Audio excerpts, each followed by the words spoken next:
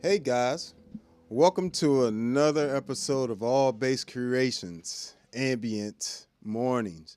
So, if you haven't already, hit that like button for me. I definitely appreciate you hanging out with me this morning. And so, basically, all I'm doing is kind of just playing a few loops at the moment.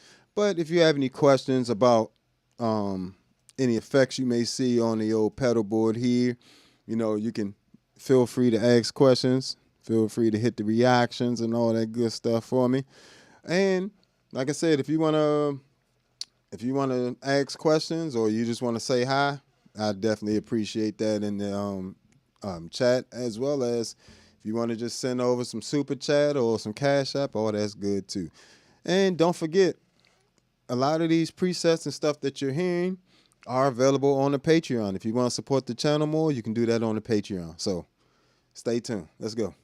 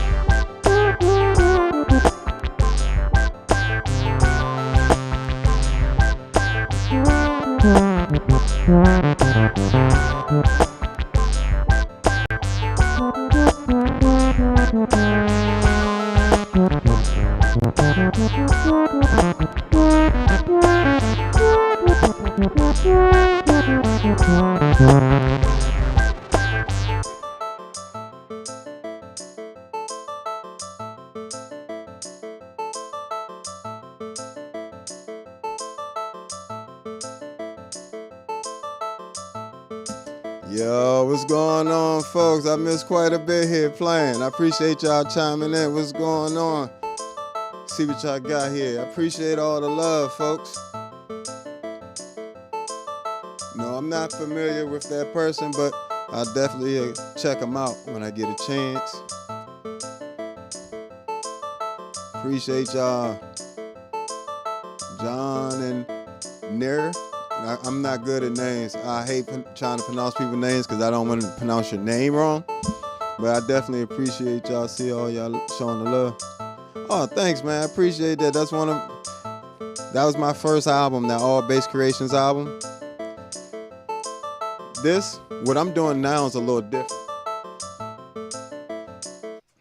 So, this is what you're just listening to. Actually, I think the majority of that, especially that ARP sound, all that was, let's switch over to the pedal board view so you guys get a view of that.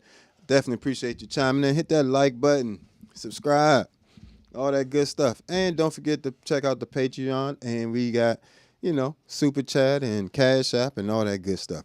But so the synth sounds, the solo, the ARP sounds you're listening to are in, all that's in the Enzo X pack, right? So what you was listening to, let me find the sound here.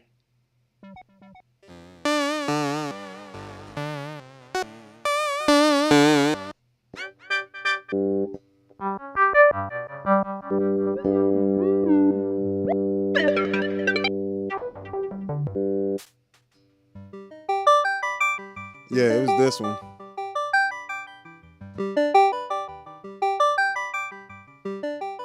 On the Enzo X, right? The Enzo X is a very slept on synth pedal. People keep asking me if it's good for bass. Of course it's good for bass.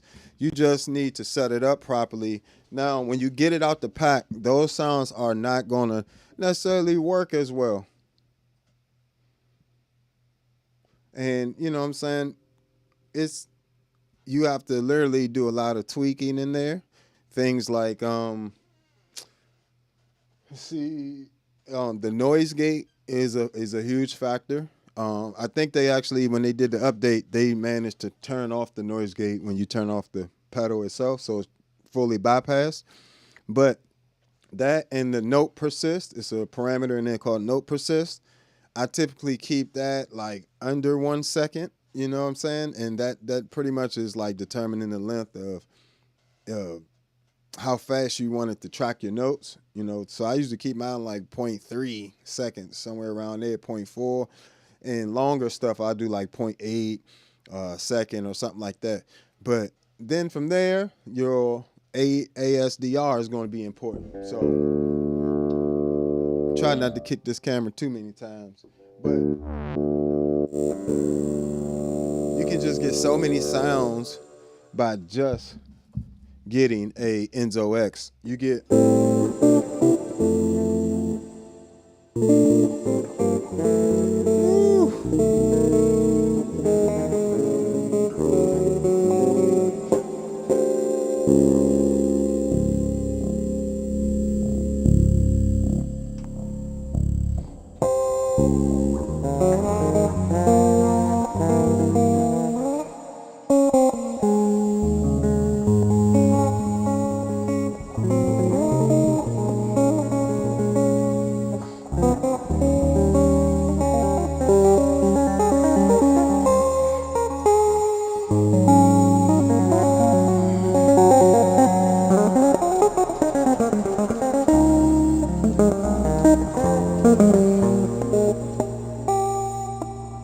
So you can just do so much with this unit.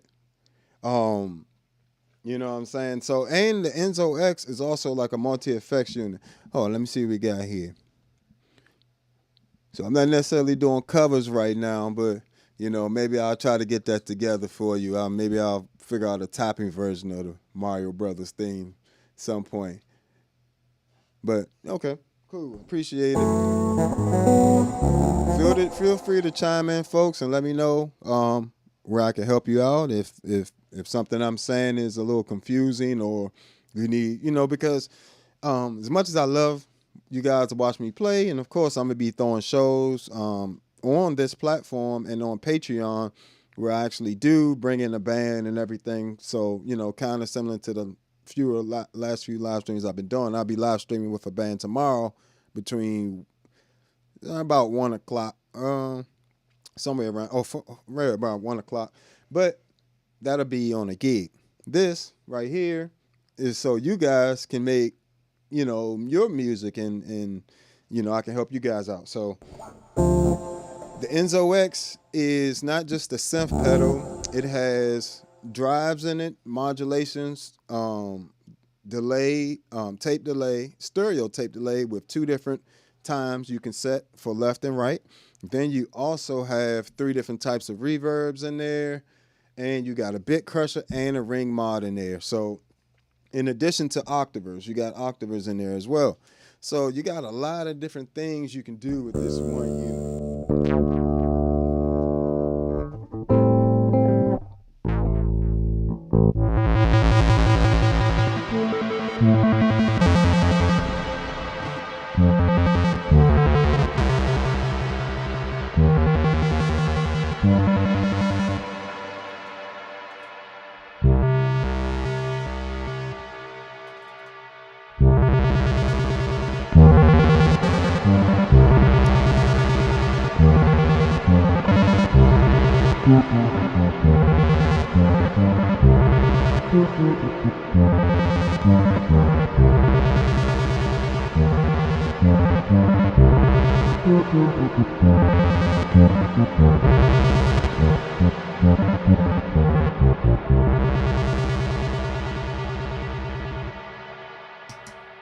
So, yeah, you can just get some ridiculous sounds out of this thing. Oh my goodness.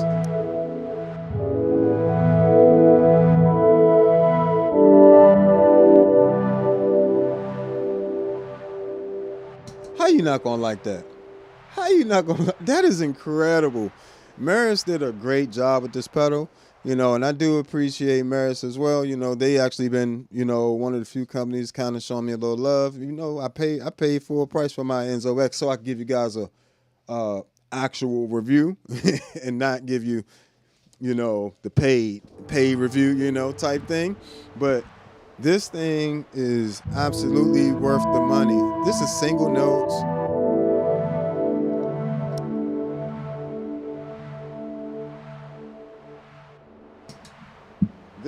This is actually pretty much my bass in just the Enzo X. I do have the Source Audio Atlas compressor on, and I have that set to an 1176 limiter at a 10-to-1 ratio, long attack, short release, and running that parallel, half dry, half.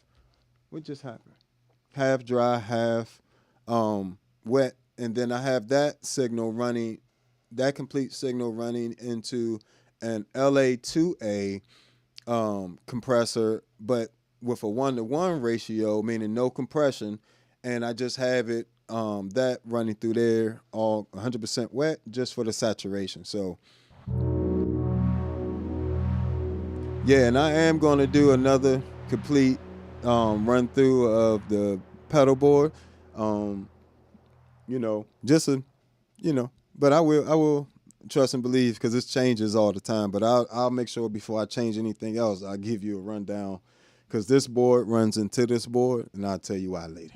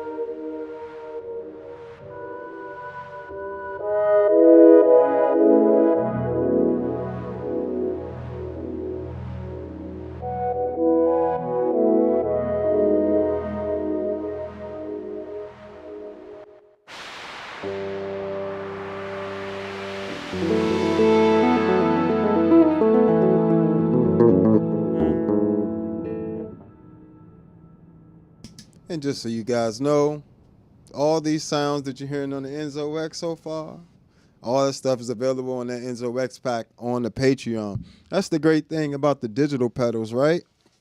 You can just do so much with them. Something, yes, the Enzo X is pricey. It's about $600. But as you can hear, that's literally one pedal by itself, and you can still play that same pedal with a keyboard. I can play that same sound with a keyboard if I would like, and do something totally different. You know what I'm saying? So, and it tracks so well. Like as you heard, it was tracking very well, and I was doing things like.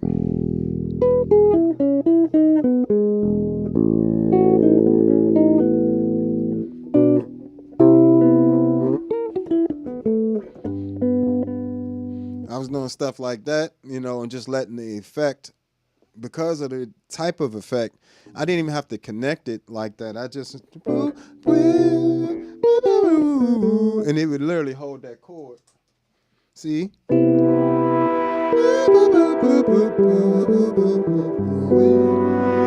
That's what I'm saying. That's just fire. That is fire right there. You mean to tell me that's not a good anything? What? The thing makes a whole song by itself. It's literally can be the difference between your track getting that next feel and not. Now let me see what we got here in the comment section in the chat. Well, I got into jazz fusion because, well, I grew up in church, and church is a lot of different styles of music. So when I got towards college, I went to Bowie State first, and then I transferred to Berklee College of Music. But when I first went to college, I got into jazz, and then, as I started getting into jazz, I wanted to learn all the different styles authentically, because it's one thing to play like not watered down, but it's one thing to play something and where it's not in its purest form, but it's a different thing if you want to sing or feel authentic in an art form or in a genre. So, if you want to feel authentic in a genre, you got to go really learn the genre, some of the traditional type things and just how that genre typically would work, in terms of rhythms and chord changes and everything else. And, that gets you towards that feel. And then from there, you go from there. But, all right. So hit that like button if you haven't already. I definitely appreciate all y'all chiming in and just hanging out with me. So, all right.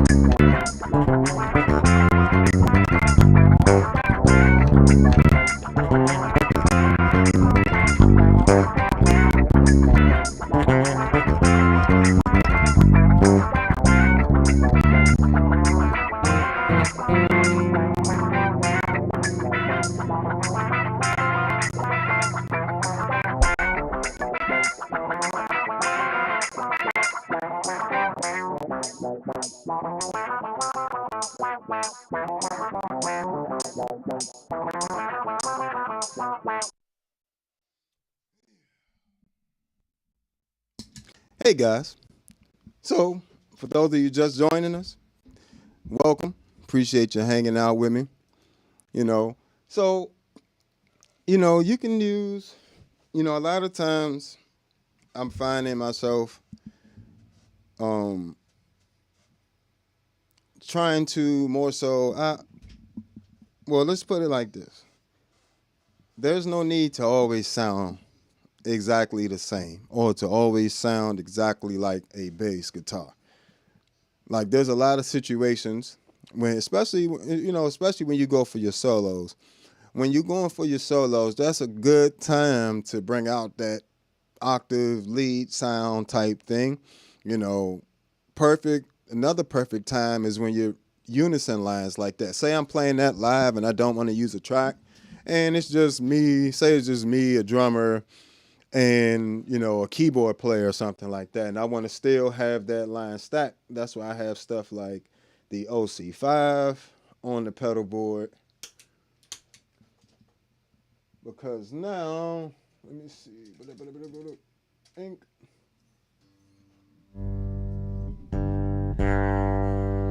See, now I can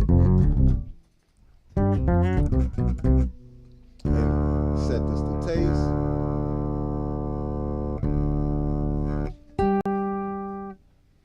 So now you got like that octave type sound.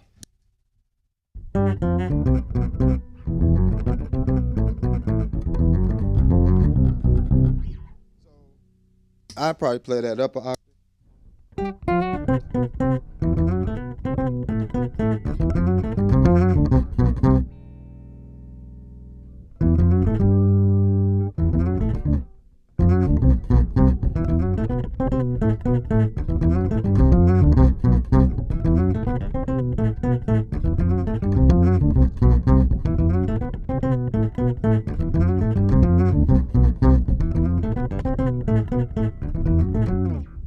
So like, those unison line type things, it works great for, especially, having something like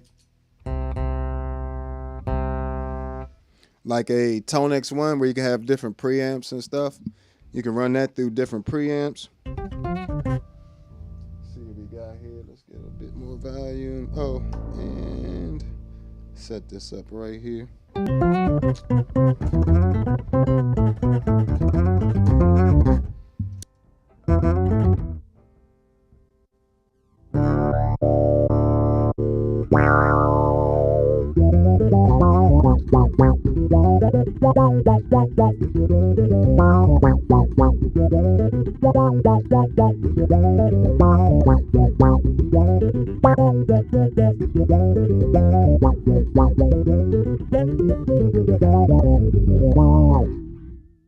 So lines like that, when you're doing your unison lines, though, that works out great, especially, like a second guitar, if you're playing with a guitar player and maybe he's soloing, say you're doing a trio with bass, drums, and guitar, a pedal like the OC5 can come in handy like that when the guitarist might be soloing, but you want to go back to the unison line and the guitarist is soloing. So now there's nobody to play the unison line with you, except there is. Now there's three people.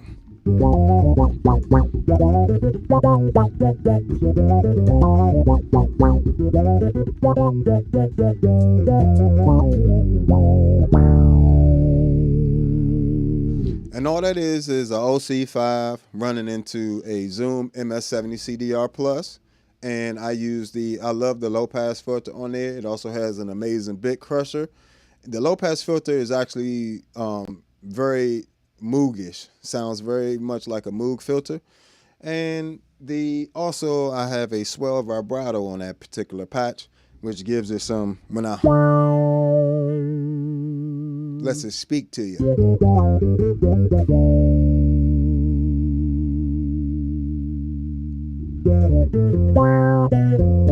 And the envelope filter also adds like a wah-wah type guitar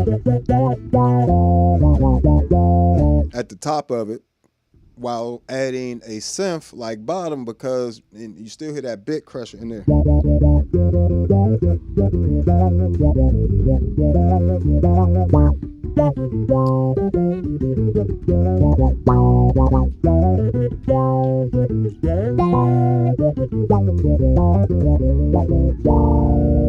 I even like using chords with this, like the unison lines.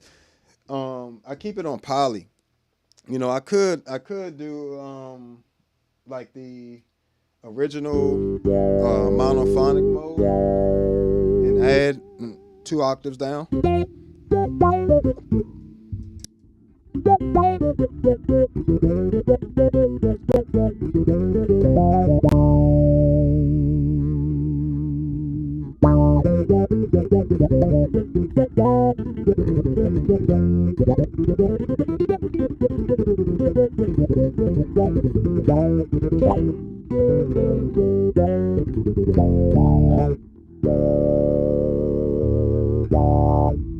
I just prefer the sound of the poly one. The poly sounds great to me.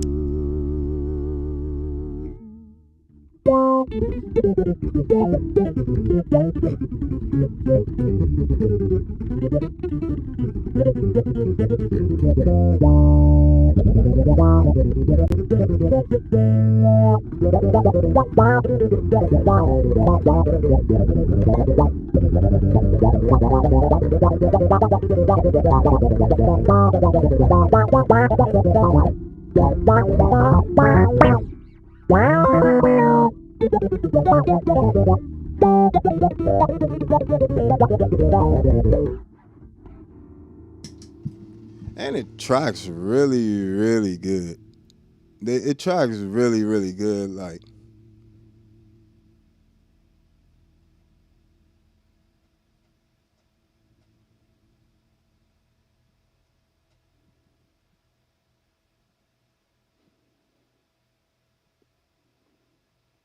I'm trying to understand the question there, but the fingerstyle technique of King of Harmony. I'm not sure who that is in particular.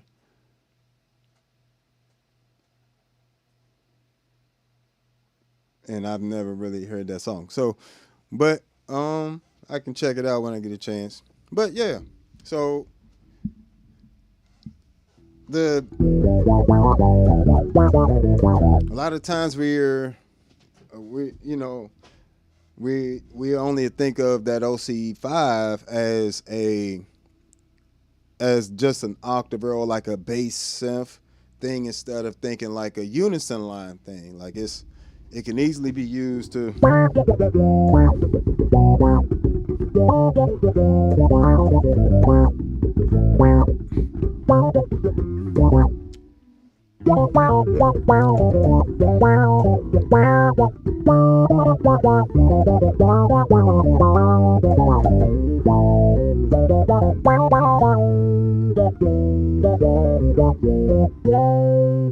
you can easily use it on a solo, or you can, as a like a unison line solo, like almost like you got three people playing the same solo. You can use it, to cover for the guitarist while he's doing his thing. The OC5 is a very useful pedal. Not to mention, it's the only octaver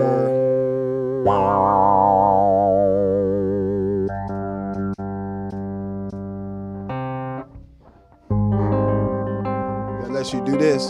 Separate that octave just to the lowest part of the chord.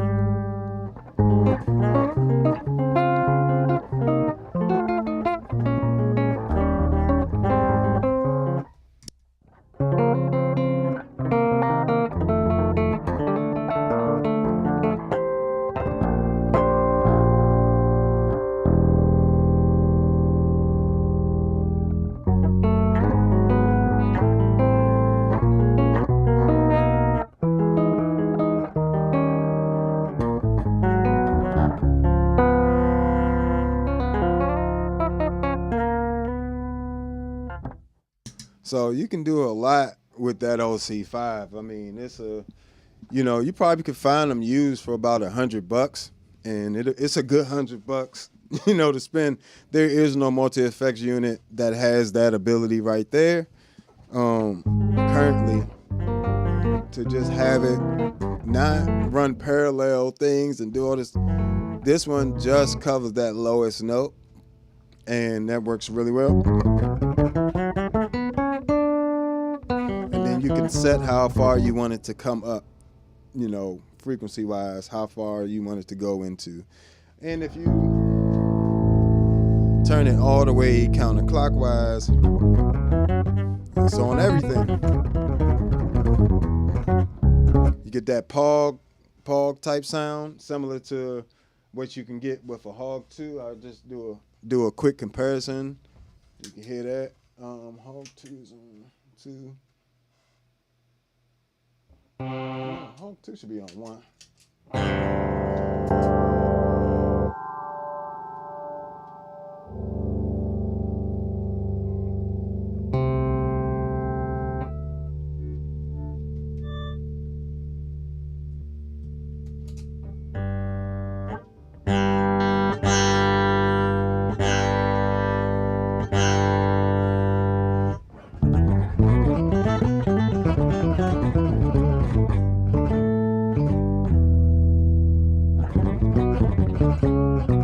I play that Hog 2 all the time, bro. I'll go through some settings just for you, bro. Or, man, I'm not sure it's just Jay. But, you know, either way, Jay, got you.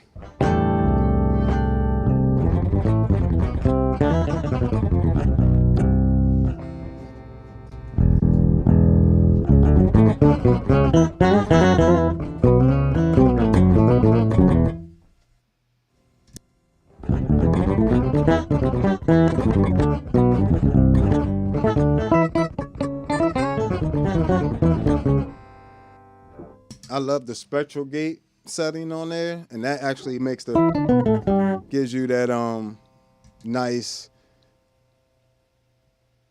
like rounder, more focused octave type sound.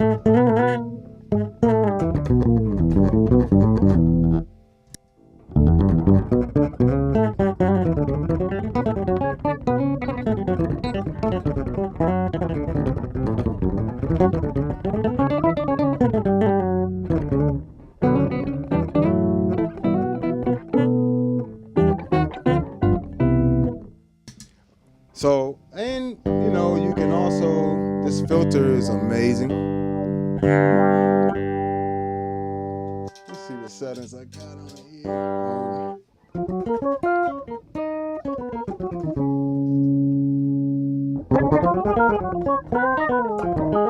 Yep, it's it's not a envelope filter per se. Well, it is, I mean, it's a filter. It's a low pass filter, pretty much. So the higher up it is, it lets more high notes come through.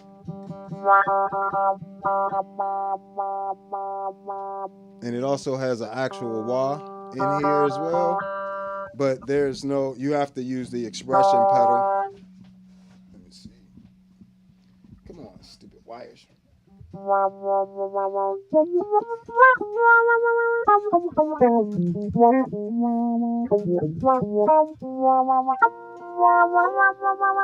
Which is pretty cool. You got a nice wah-wah, and then you got the filter, which is a nice resonance to it.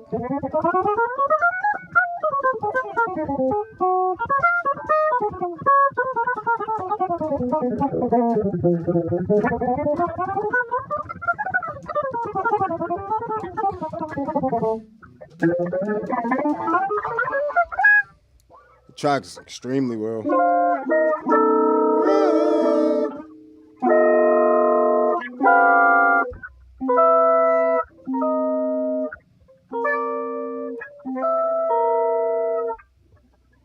So it tracks very well. I love the Hog 2. Only reason I can't keep it on my pedal board, it just takes up so much space.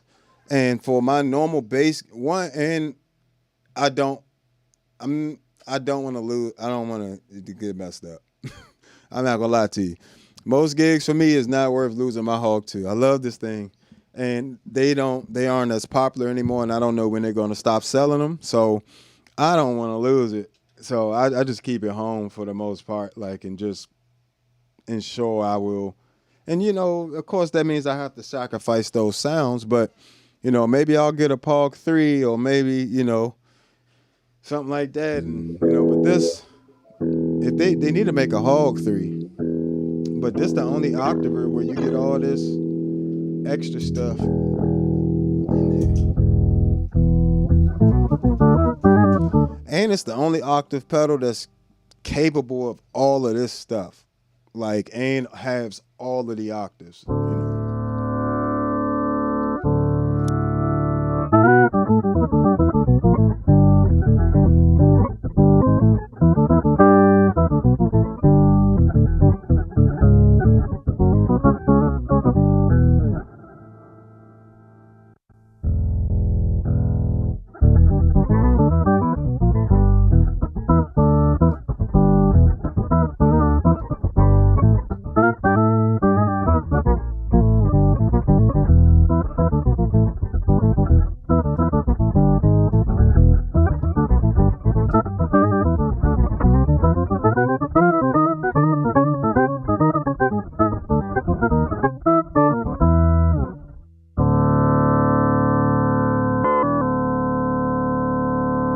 Yep, it freezes too. The best freeze, actually.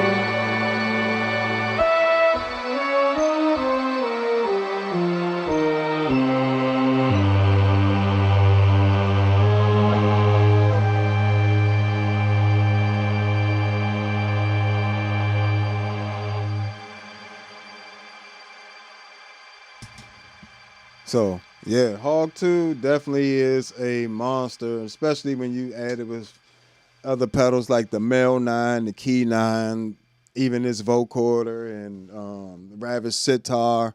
You know, all these different pedals offer you something completely different. And when something's offering you something completely different than your normal bass sound, it makes you play different. It also inspires you because you got a different sonic texture. You know, that's literally, you know, that's literally the chords like a reharm I did to "Can't Help It" by Michael Jackson. Let me see.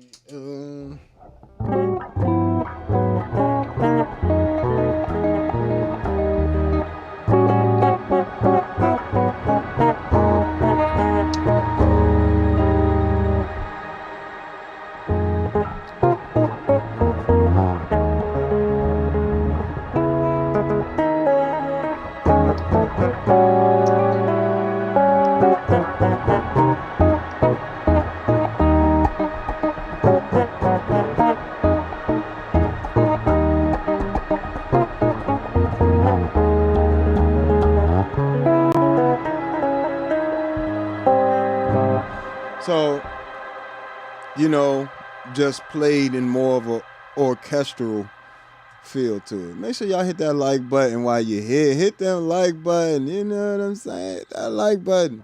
It helps me out a lot, and it don't cost you nothing. And hit subscribe if you like this type of, you know, shenanigans and whatnot. You know what I'm saying? Creating sounds, you know, or you just want to be inspired, learn something. I'll also be coming out with some bass courses. Improvisation course is going to be my number one thing because I actually have an actual system for improvisation that I teach my students, and I have students that have made it, you know, graduated and all that stuff from college, Juilliard, Berkeley, New School of Music, Townsend, you know, Maryland University, all these different schools. So I'm going to create, well, I already have the course. I just need to finish filming it. And I also have a bass technique course where I go through all your different techniques.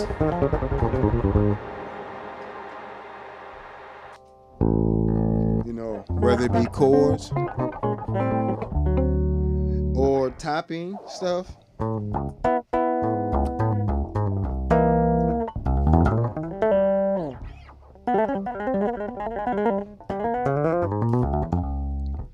You know, whatever you may need, or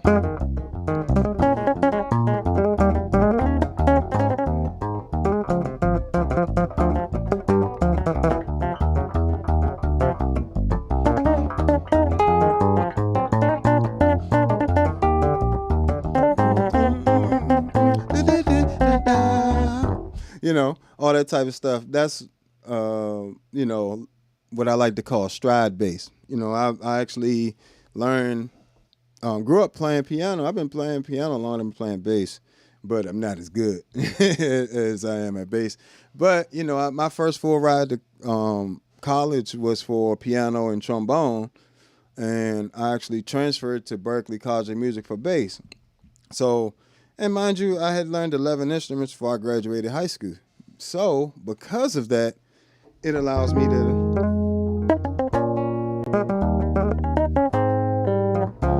play it more like in that style of, you know, that piano style of tapping, you know, which I got from Stanley Jordan.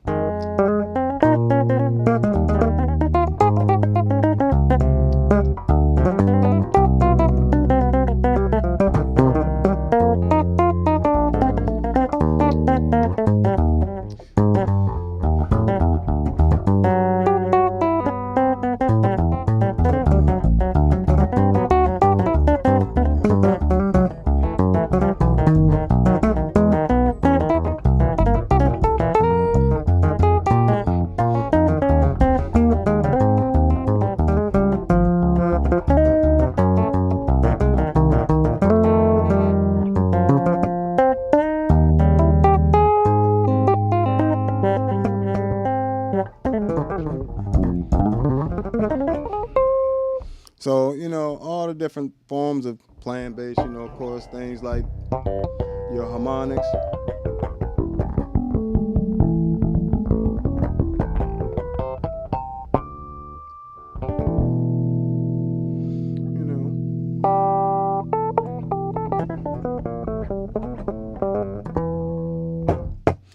different stuff that, you need as a bassist.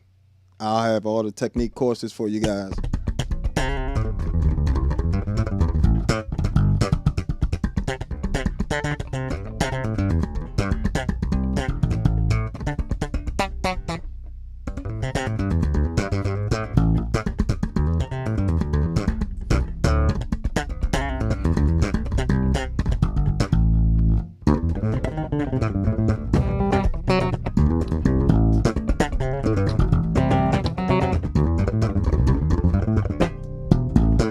Then, you just start adding techniques together.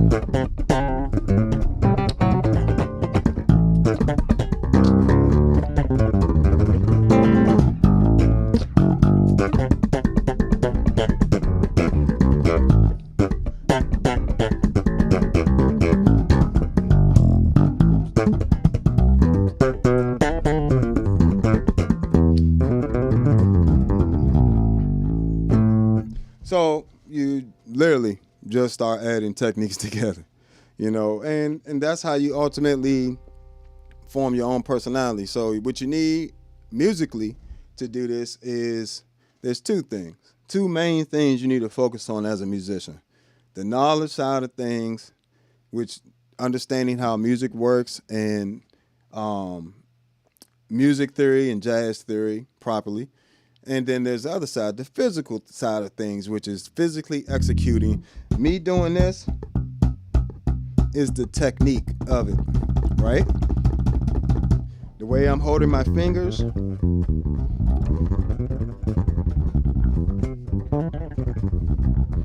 Even how I'm doing my finger style, I follow all the way through to the next string when I'm plucking. So each one of my plucks goes all the way to the next string.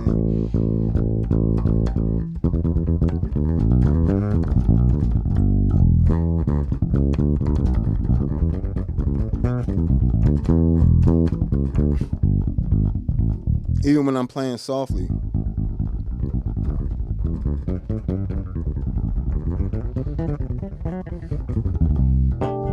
So it's technique is doing something the same way every single time. Again, a technique is doing the same thing the same way every single time. So for instance, if I want to get a harmonic, that's the way I do that technique every single time, even when I'm doing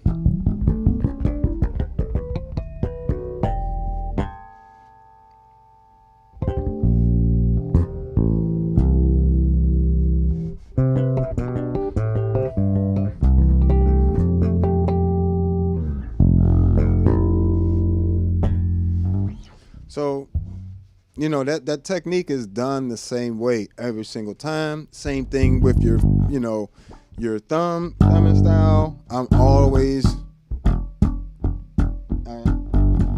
So I'm literally going all the way through to the next string and then up.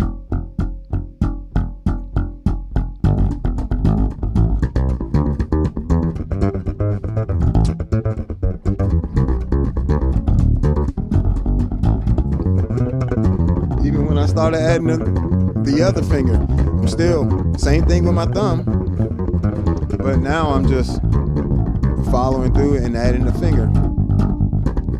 2 fingers.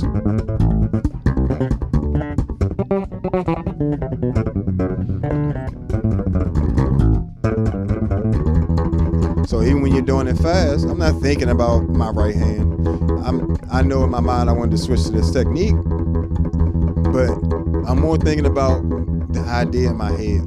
So I can stay here and do this all day. I don't even have to think about this. You don't even have to think about, that's the thing about technique. You don't have to think about it to execute it once you learn it. But you got to learn it first. And you learn it like this.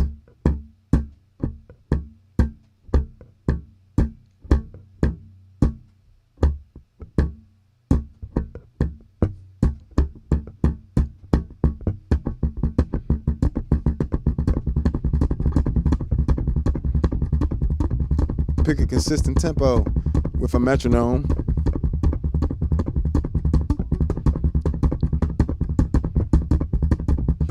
That's something you can just do. That's not something you need to. You can be watching TV. You can be, doing anything. You can be watching my stream. You can be doing it right now. Pick up your bass if you're at home and just start working on the technique. Like I said, finger style. I use a floating thumb technique. So my right hand, this is not actually a pickup right here. This is actually just a ramp. And I don't use the ramp to keep me from digging in. I use it because I don't have a pickup right here. And this is what I'm used to. They actually built it without it, and I had to have them add that. But, I use for my low B, I'm right here. As soon as I get to my E string, I'm on my B string. My thumb is on my B string. Doesn't use that. See now, you don't have none of that.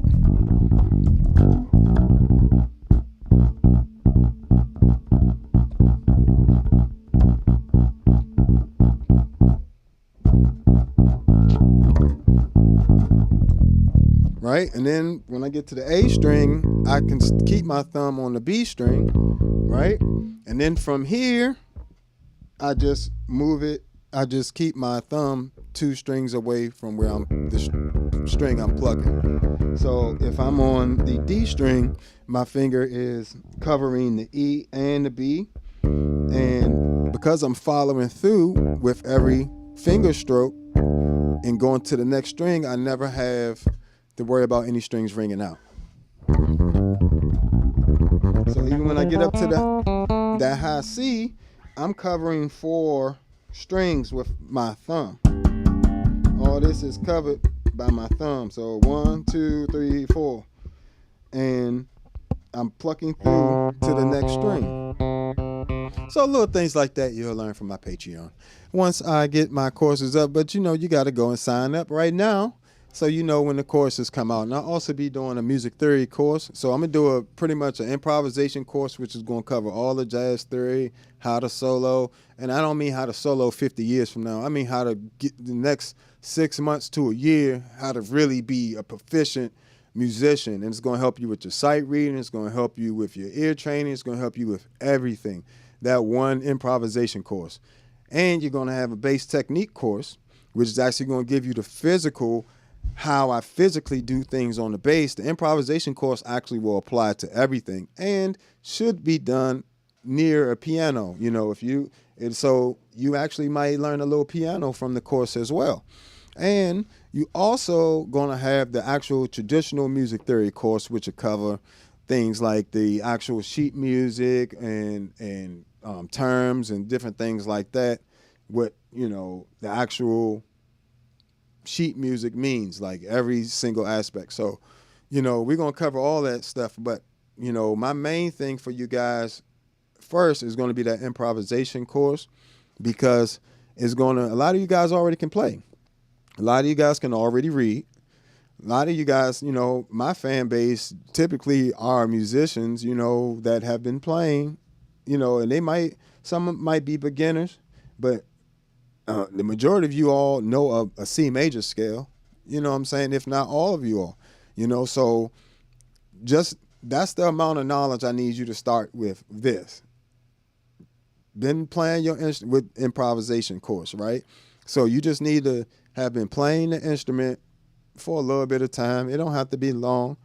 And you need to have learned a few songs off the radio or whatever, just a decently solid foundation. Improv is not for beginners, for real. Improv is really for musicians that have the tools to pull it out and use it, because each chord comes from a different scale, and one chord can come from more than one scale. And so you got to learn chord scale relationship in order to be able to solo. So if somebody says a C major 7, you need to know that can come from the key of C. It can also come from the key of G.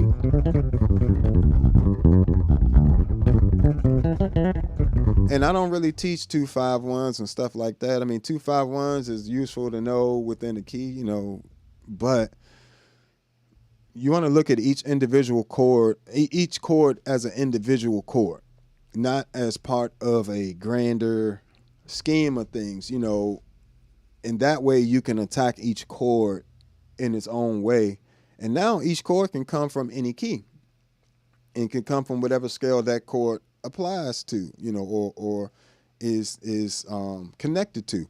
So the hardest part is knowing I can use this scale over that same thing, or I can use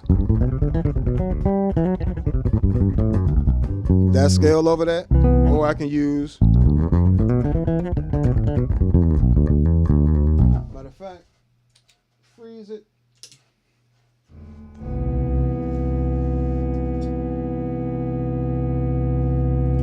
Matter of fact, we'll freeze it here.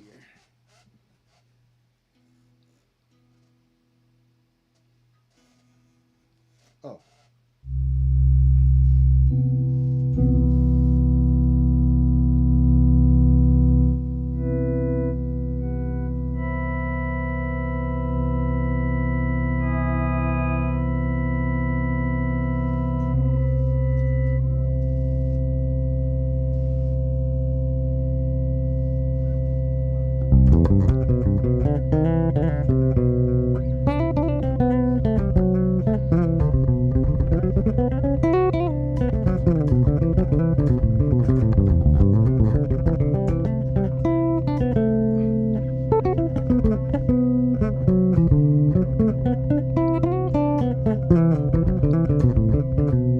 So the hard part is learning that you can use a ton of different scales over one chord, and then you got to have tools to manipulate those scales. Not just, you can't just play, that's not going to cut it. So you need tools to be able to manipulate each scale, and then go from there, so what's going on, Laurie? I appreciate you stopping by. As usual, long time subscriber there. She been following me for years, and I definitely appreciate the love. I always appreciate when you guys follow me and the support you give me. But you definitely want to, I guess, learn things properly. You learn things, and then you physically learn, get your body able to execute them, and then you go from there. Like, I'm not thinking, I can literally sit around and do this because I can literally not think about it. Like, I'm thinking about it. Like, I know what scale I'm running the C major scale, but I don't have to sit there and literally think about every single note or the technique of doing it, because by the time you got to do that, it's too late. The notes have gone past you. And I didn't even have to look at my bass to do that per se, and that's not me just playing a bunch of random stuff. As you heard, it was very organized. If I slow it down and do it,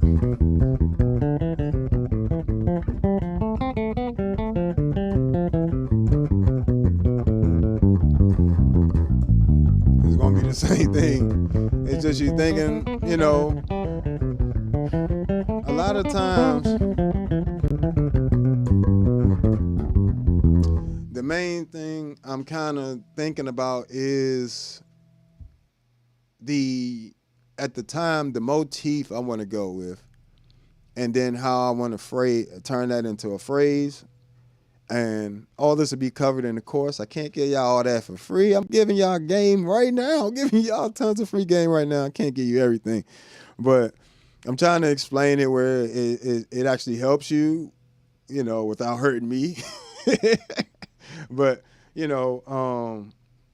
I would say you got to have the tools is the best thing. And the course will give you the tools. So the best advice I can always give you for free is to practice slowly, practice often. If you're going to school, if you're in high school or something like that, you hit that joint before school, get an hour before school. Make sure you in an activity at school that has you playing. Join the jazz band at school if you can. If that's not possible, join the band, learn another instrument. That's always helpful. Learning multiple instruments helps, and doesn't mean you're not going to be a great bassist. It just means you're expanding your knowledge. Your knowledge is not knowledge is not set to the instrument. Knowledge is set to more so music as a whole. You want to understand music as a whole, not just from a bass line perspective. That's where a lot of bass players, to be honest, that's why a lot of people don't like to hear bass solos, especially other musicians. That's why they always skip us. If you're not going to come in and really play something that's talking and saying something, not just a bunch of notes, but just talking and saying, they're going to skip you. I don't get skipped. I ain't going to lie to you. I don't get skipped. But it ain't because I'm some magical person. It's because I have the knowledge and I take the time to, really honor the traditions of jazz and improvisation by learning the tools. And I don't mean learning transcriptions. I'm not big into transcriptions and things like that myself. I've only learned 2 transcriptions my entire life, and one of them is a Charlie Parker solo, and the other one is a Jocko solo. And then past that, I haven't. Everything else has just been from listening to records and actually having a system to process the improvisation through.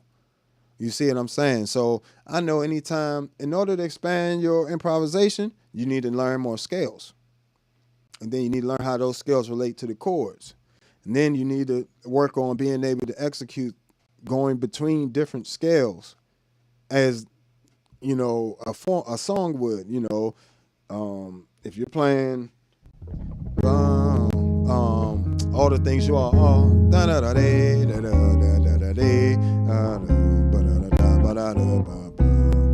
so this first part, you can play all that with an A flat major scale,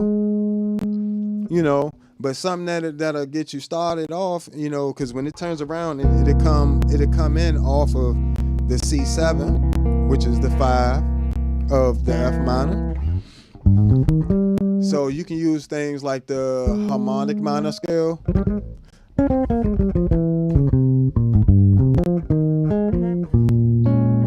So it'll be like, and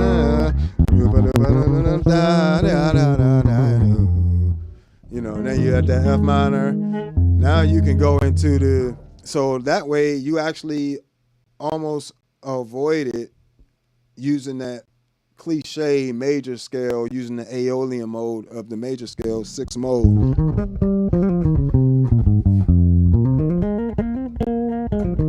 Or you can come in from a whole tone scale. Right? So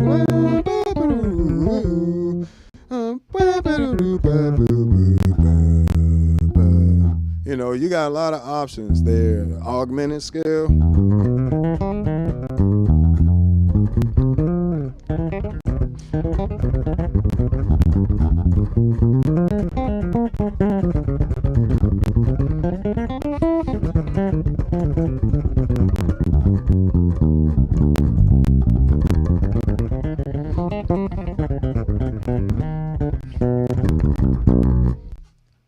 And so as you're playing through the form, you're just switching scales as the chords are changing. So and you keep in mind that you gotta really keep in mind the chord structure more than anything, but always understand that it's moving forwards, like in the music. Even if somebody was to write a song forwards and then flip it and then write it completely backwards, the next form, something like that, you would still be able to play it forwards and backwards, like, because you're not depending on the chord structure moving in a particular way. That's why I tell people, you don't need to learn no bunch of 2/5 lines. Like that ain't really gonna help you. And I'm just gonna be honest, a lot of people are selling y'all some BS with them courses. And it's meant to keep you. You gotta understand, when things are a business for a lot of folks, they want to keep you on the treadmill. You getting off the treadmill don't make them no money. So you actually learning and becoming, not needing their course or not needing whatever, is you can't do that because they don't make money. You see?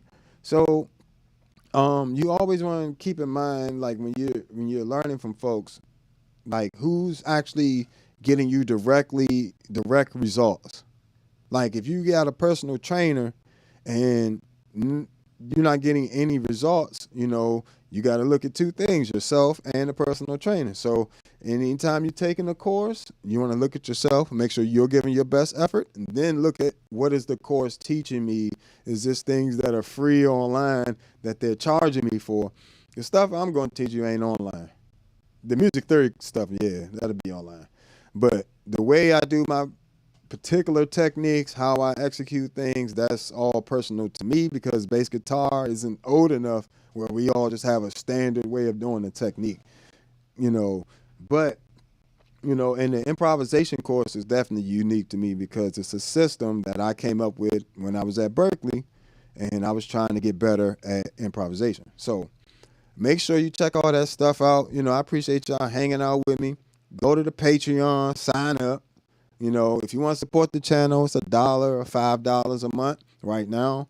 I'm always going to keep those tiers, but I'm going to add some new tiers where at the $50 point, it'll include lessons, and we'll have some other tiers, and one of the tiers will also include a one-on-one with me once a month through video call. So it's going to allow you to actually have a course and then have access to the creator of the course, the actual teacher, once a month to go over things that you may be struggling with within the course. And it's pretty much a once a month private lesson. So with me personally, so at that tier, it's going to include that and the courses. So I got you guys. I love teaching. Teaching is actually one of my other passions other than playing bass. You know what I'm saying? Like I love teaching. I love helping people. So, this is why I'll be showing you guys stuff, how to do stuff with effects and, how to get your creativity out. It's because I don't think by helping you guys shine, it'll ever dim my light. I don't think like that. Like what's for me is for me and what's for you is for you. You know what I'm saying? And yes, there's times where we all compete with each other. Yes, there's times when there's this or that. But overall, I prefer to teach. I do love competing. I do. I love it. I love a good cutting session. I love turning somebody behind up on the bass. That's your fault. You shouldn't have jumped up here with a bass with me and talking about you wanted to play against me. But I also love helping folks even more. I love when a student makes progress, and I love when a student feels confident enough to say, you know what, I want to be better than you one day. And I tell them this: let's go. You're supposed to be. If I'm teaching you and I'm helping you, you should be able to get further than I got. You stand on my shoulders because I'm standing on a bunch of people's shoulders. It's a bunch of people that helped me, and I learned a lot from them. So I feel it's only right that you help somebody else. If you're not willing to help nobody else, to be honest, fuck off. Like, I'm just going to, I don't normally curse on my channel, but just being real, if you're not willing to help somebody, fuck off. Like, in some way, shape, or form, and, I can't give it away for free because I got to make a living, but I ain't got to price it out of you guys' price range. I think $50 to $150 for the course a month, monthly, and $100 for just to include the one-on-one lesson, and the one-on-one lesson will be a half an hour. So, that's once a month, but the course you have is unlimited access to, for $50 a month. Like I said, once I finish doing that, that's a steal. That's a steal. Berkeley is like $50,000 a year. You know what I'm saying?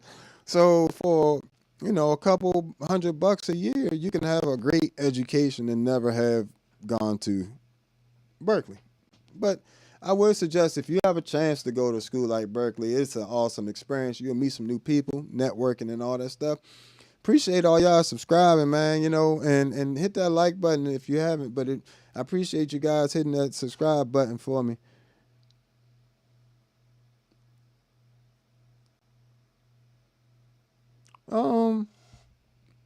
Yeah, I mean, I like the way a lot of basses look. I honestly operate off of how it feels and sounds in my hands, and that's how I really judge the instrument. You know, because a lot of people get used to things, and I'm used to really light. Like this bass is super light, and it's a six string. It's super balanced. Like I can literally trying to think how I can demonstrate this. Oh, like this. Look, my bass just sits like this. I don't have to do it. Even if I move, it just comes back. It's a weird thing. It's the angle of the neck. So, but Thunderbird basses do, I've heard them sound great on records and in person and everything else. So it just depends on what you like as a bassist and how you feel when you play it. I'm not big enough to say who I don't like, so don't make me do that.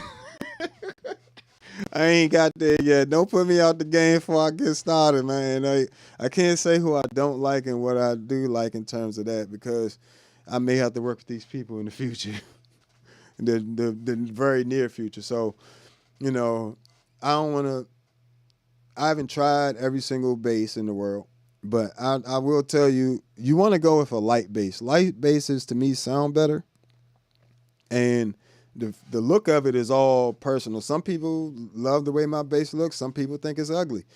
I love it personally. This is my baby right here, But it just depends on what you need, like your finger size. Like I don't like wide fingers. I don't like wide string spacing, and I don't like a heavy bass. I don't like none of the vintage basses, to be honest. They all heavy. And if a bass is heavy, now I like Ibanez. I started out with an Ibanez Sound Gear six string. Well, not started out with that, but I eventually worked my way. I had a Carvin six string before I had the Ibanez six string. The Ibanez is way lighter, way faster, slimmer neck. This bass has an asymmetrical neck. So meaning this top part of the neck is thicker than this bottom part. But just ever so slightly, just to make it more comfortable for your hand. And the string spacing is really good. Like it almost is in the space of a five string. For real, for real. A lot of five strings are in this amount of space. So for me, it just depends on what you like and what is comfortable. And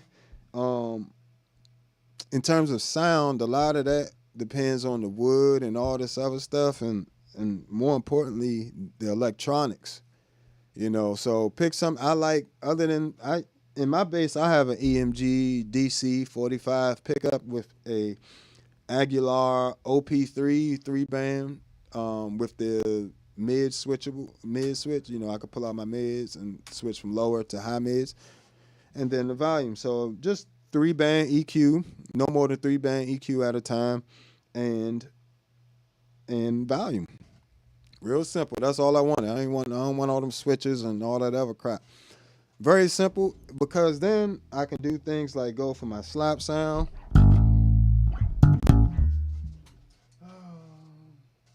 Yeah, let's go with this.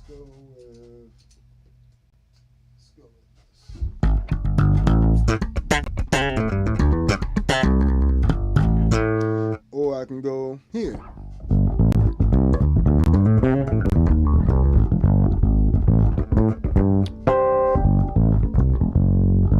And back really fast.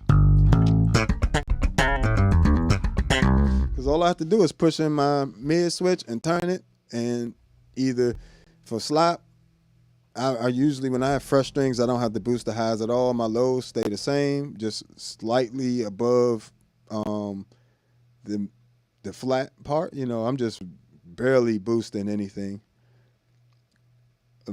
If I'm boosting the highs, it's just a little bit, and I just let the mid knob is the most important one for me, because it's the difference between this and this, or this and this.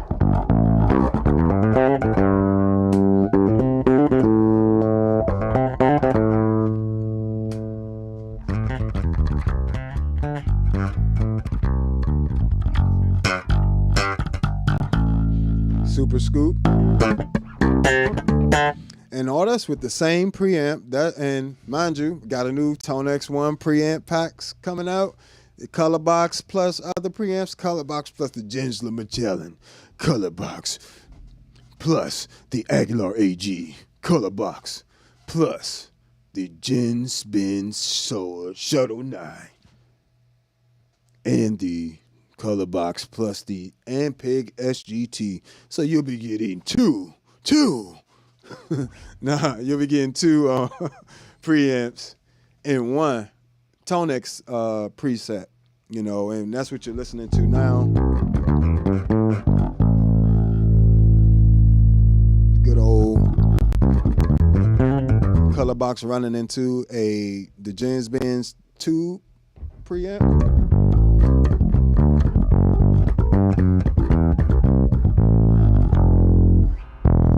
Dirty too.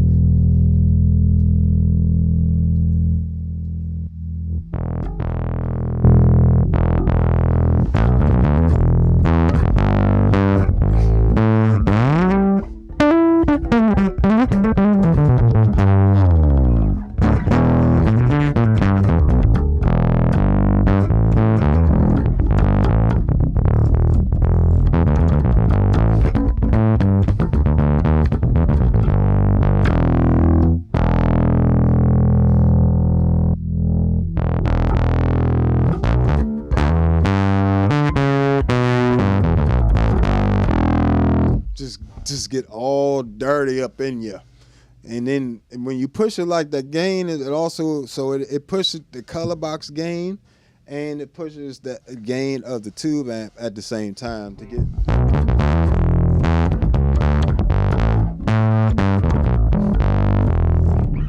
that nice.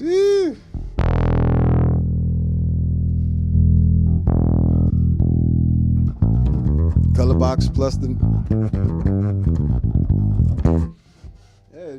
get you a ToneX 1 if you ain't got one. Get you a ToneX 1 if you ain't got one. It also comes with 4 pieces of software, the actual modeling software where you can, duplicate your preamp, your personal preamp settings.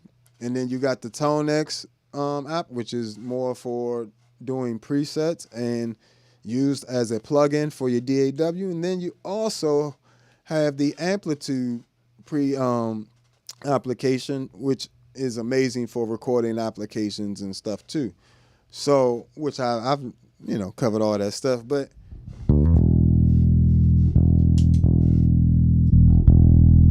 just the color box and the AG preamp, real nice and clean.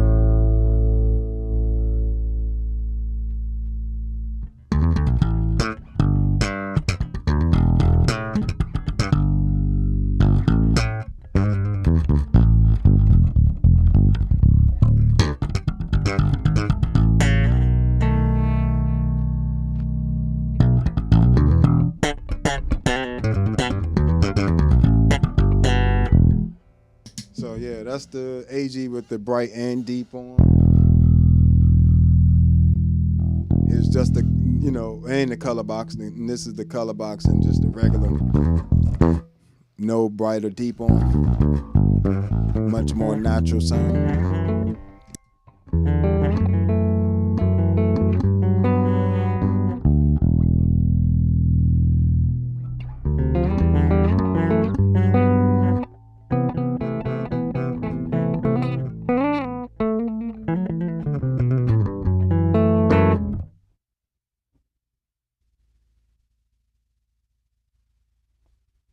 This is the color box and the Ampeg SGT with just the preamp.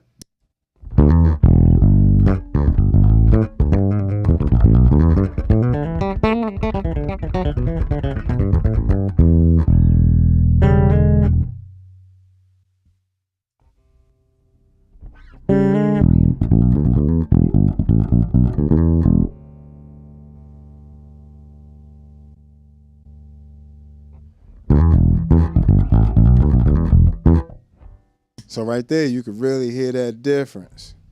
What's going on?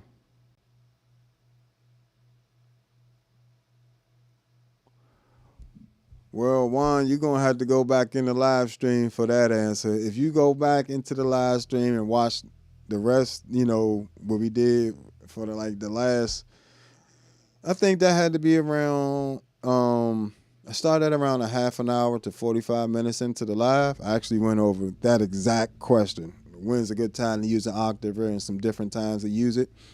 I went over the exact question, and I even went over the Hog 2 and the OC5. So you could definitely check that out if you just rewind the live stream a little bit. It'd be right there for you. But let me see what else we got here.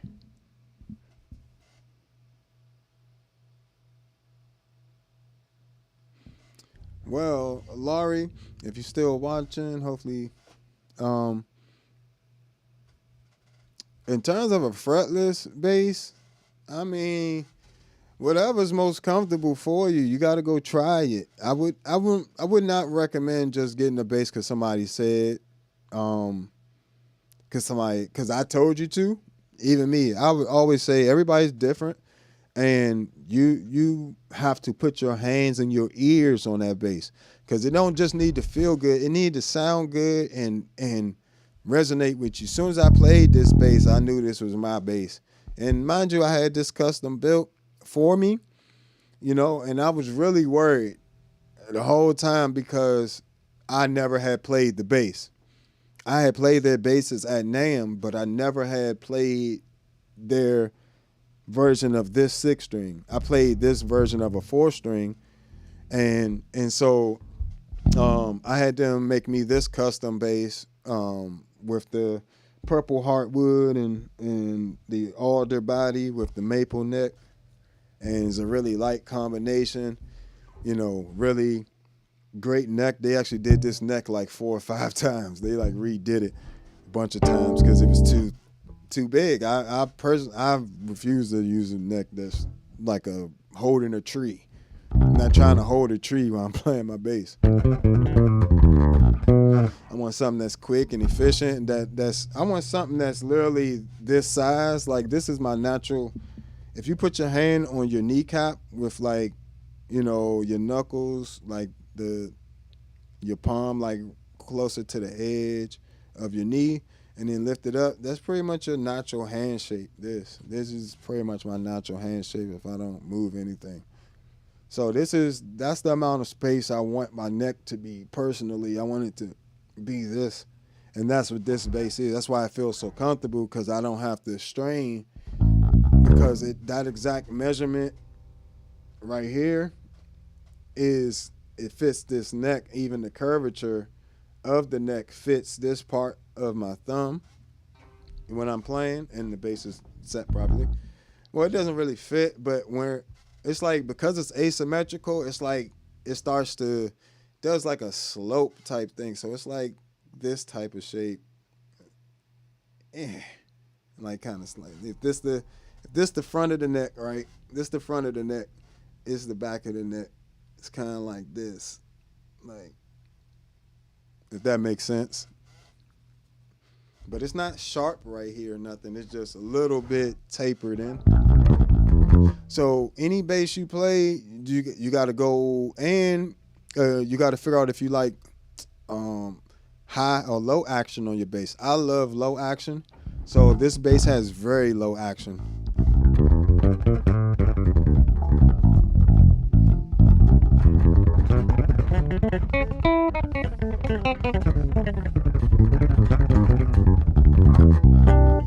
So I try to do things like that allow me to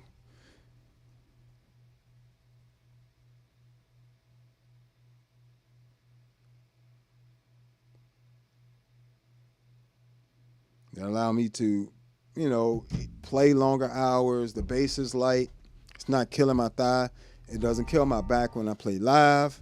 It sits on my thigh balanced. I don't have any neck dive. That's another thing you want to look for in a good bass. You don't want a whole bunch of neck dive where the bass just keeps going down this way, and because that creates like tension on your hand. You have to now hold the neck up or hold it up with this forearm trying to rest it on there or something, versus right now, like I said, I can just not touch my bass and it stays in playing position. And that's super important to me. It may not be important to everybody, but when you play for a really long time, little things like that become important. And the curvature right here on the back. So this part of a bass is important too, that nobody ever talks about. Is this back part needs to be a good curve for your body type. If you're a woman, you got to take into account that you have, a breast. So, it has to not be jamming up into your breast, or, even as a man, I don't want a bass that is jamming into my chest. You know what I'm saying? So I want something that, I do like to have it up high. So like like this literally where my bass sits when it's strapped up. So I take all of that into account. That's why you have to put it in your hands and touch and play the bass itself, so you don't have that worry there. But besides that, once you get a good understanding of those like mechanics of how your body works, how the instrument works and feels, and what it should be doing and not doing, because you won't know the difference between a bass that has neck dive and doesn't unless you play a bass that doesn't. Once I played these basses, I could not go back to that Ibanez to save my life, because now it felt like I felt that neck dive. Like this was the first bass I ever played where I didn't feel the neck trying to go downwards on me, and that causing stress on my fretting hand. So, pay attention to stuff like that. That's the stuff that makes the difference. It ain't always getting a million basses. This is actually the only bass I own. And clearly not because I can't afford other basses and stuff. It's just, I don't think you need 50 basses. And I like to have a relationship with my instrument. It's my baby right here. I will get another bass, but I love this particular bass, so I rock with it. And it means I don't have to as you're learning technique, pick one bass.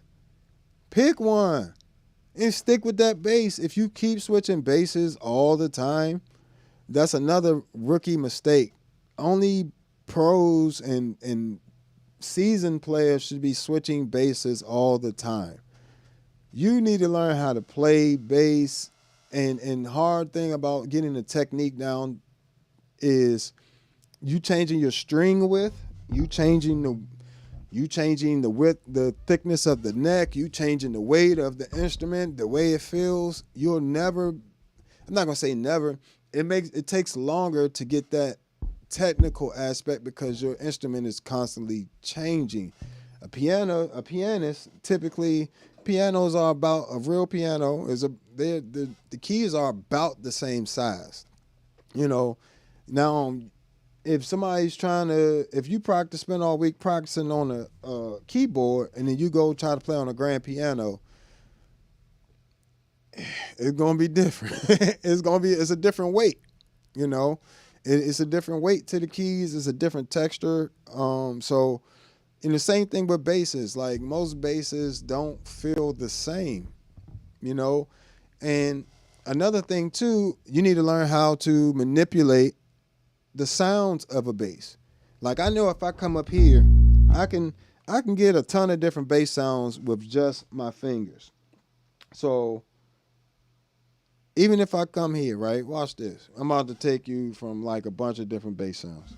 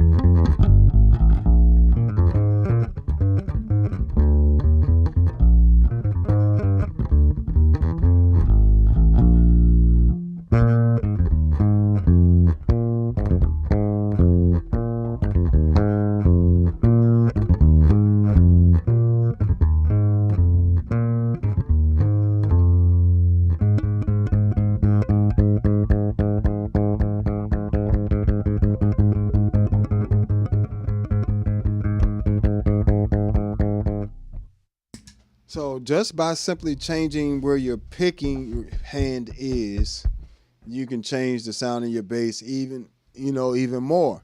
So it's not always. I don't know why people feel the need to switch to 50,000 basses. Like just pick a few that you like, and more than likely, when you really starting, you just need one. Like my entire bass playing career, I've never had more than one in bass at a time. Never. Even now. And I do it for a living. So I don't understand it sometimes. It's not saying you shouldn't have a bunch of basses, because I probably should have more basses, and I will. But, you know, when the time is right, I will. I particularly like playing one bass. It doesn't, I don't get new challenges like this bass doesn't feel right for this song. Like, you need to make it feel right for the song. It's not the bass, it's you. Because the same, like I just said, if I wanted to play a walking bass line, I'm not playing it out here. I'm playing it.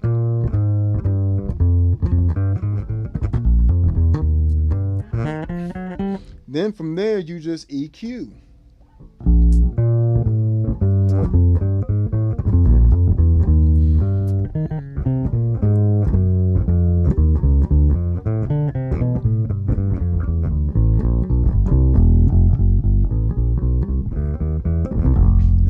Darker, just pick a darker, just EQ it.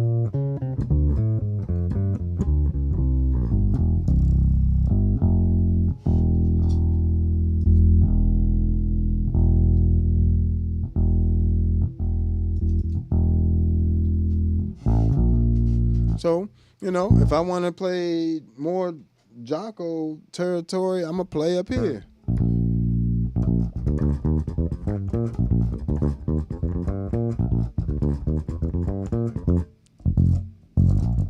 Right?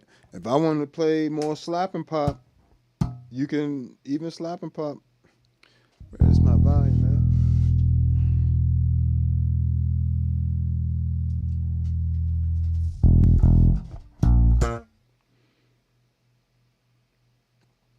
You can choose to slap right here, right? Or you can choose to slap right here.